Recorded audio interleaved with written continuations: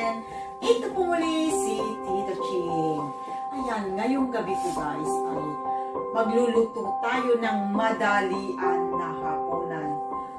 Sakit ang ulo ko eh. Gutom na kasi busy sa work kanina kaya na-late ako umuwi. Pero syempre, kailangan magluto kasi wala naman tagaluto kundi ako, diba? Kaya eto, kahit gutom na, hindi pa pwedeng kumain dahil magluluto po tayo. Ayan, magluluto po tayo ngayon ng Ginisang Repolyo with chicken. Pero dahil mayroon akong tirang young corn, ilalagay ko na rin. Sama-samahin natin kasi sayang.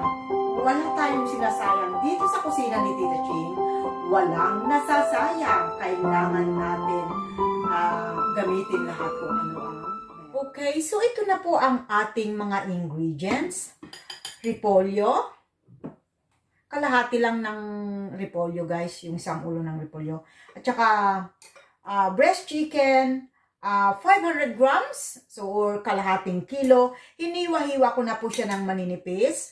Mayroon po akong nakita na young corn dun sa aking fridge at malapit ng masira, kaya kailangan iluto na. So idadagdag ko rin.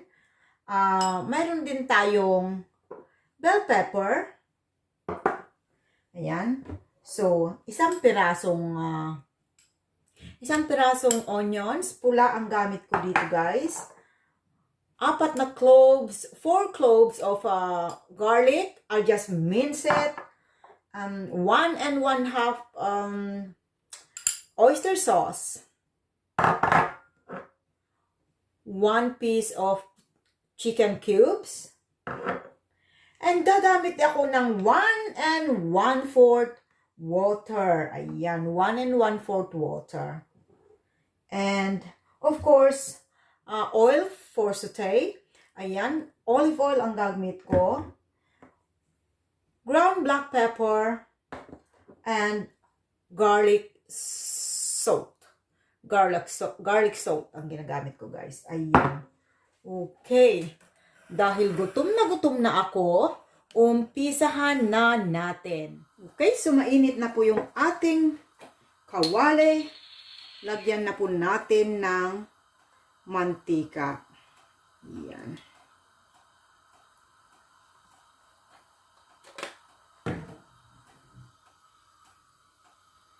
Yan.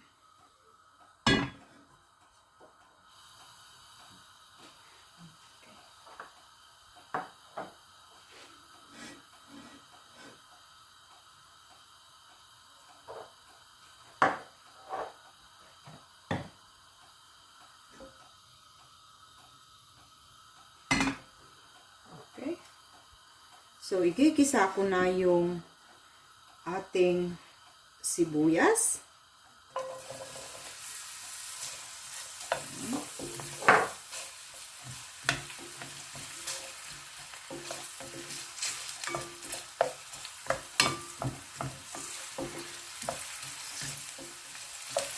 Ayan.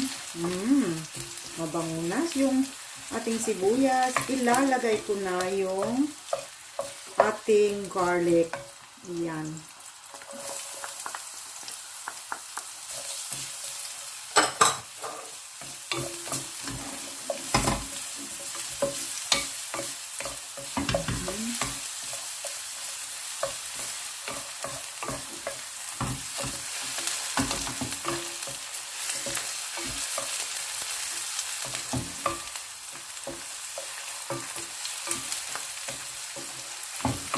Okay.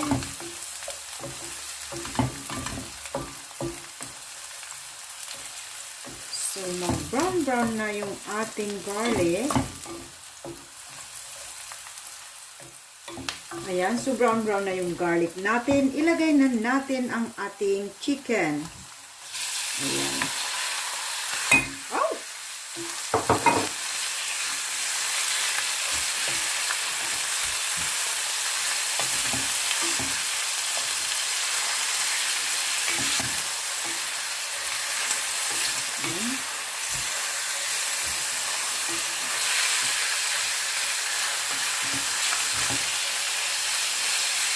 Okay. Habang antay natin, maglalagay lang ako ng konting black pepper para lang kumapit ng lasa. At saka ang aking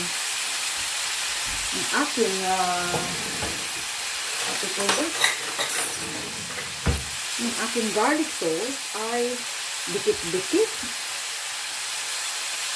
So, lalagyan ko rin ng garlic sauce.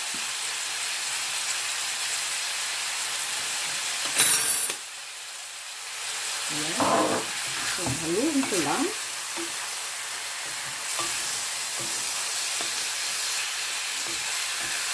Lutuin natin ito hanggang maging brown-brown ang ating chicken. Manipis ko na hiniwa, guys. Parang ninipisan kong paghiwa. Okay, so at this stage, pwede na natin ilagay ang ating chicken cubes. Yan. Lagay na natin ang ating chicken cubes. Yan.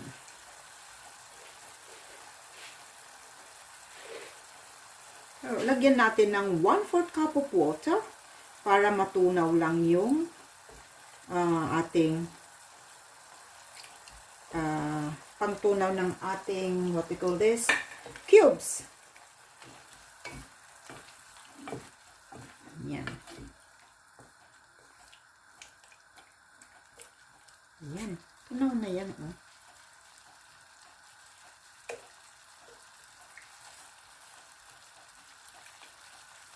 Okay.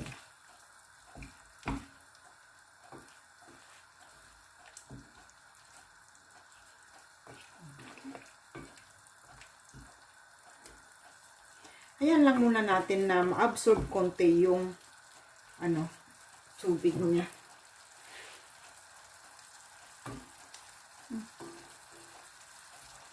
Okay, so takpan ko lang muna, guys. Takpan ko lang. Okay, let's have a look. Yeah. Okay. Ilagay na natin yung ilagay na natin yung uunahin ko muna na ilagay kasi meron ako konting young corn. So, yun na ilalagay ko bago yung repolyo. Supposed to be repolyo na, pero iluto muna natin yung young corn.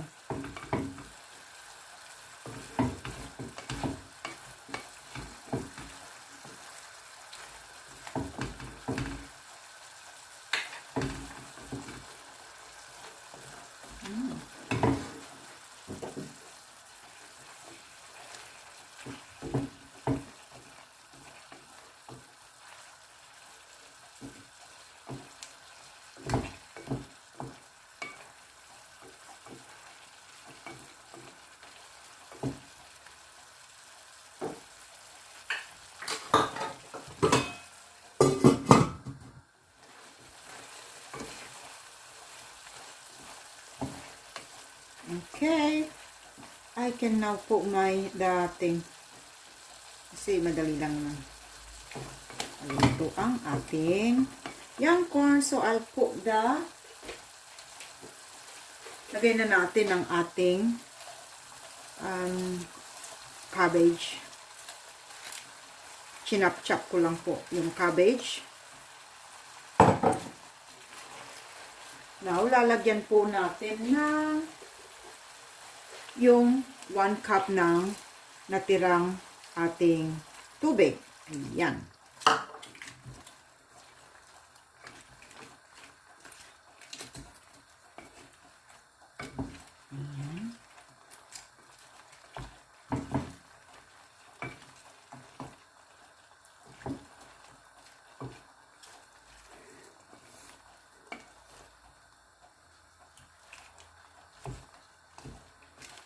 Okay, so takpan Takpan ko lang saglit guys. Saglit lang. Parang kumulo ng isang beses. Ayan. Okay, let's see now.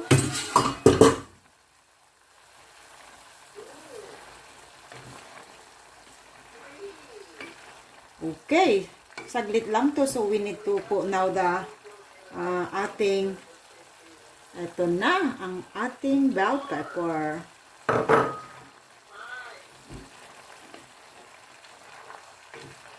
Yan. Saglit lang naman yan kasi ang bell pepper, mabilis lang yan. Gusto ko ang aking bell pepper ay crunchy.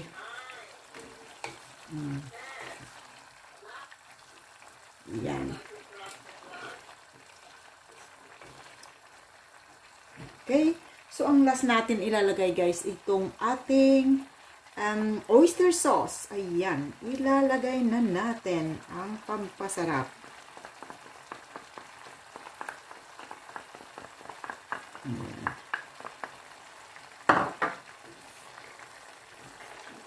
Okay. Yan. Makakain na rin kami.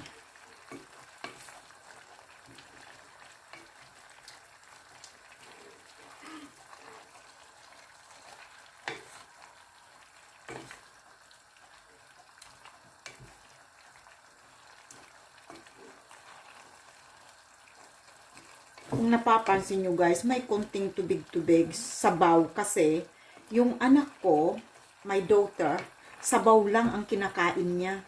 So, kailangan may sabaw-sabaw kunti. Ayan.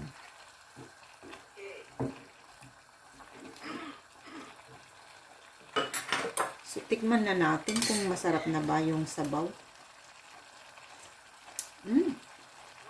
Wow! Malasa, masarap. Malasa. Okay. So, ito na guys. Luto na ang ating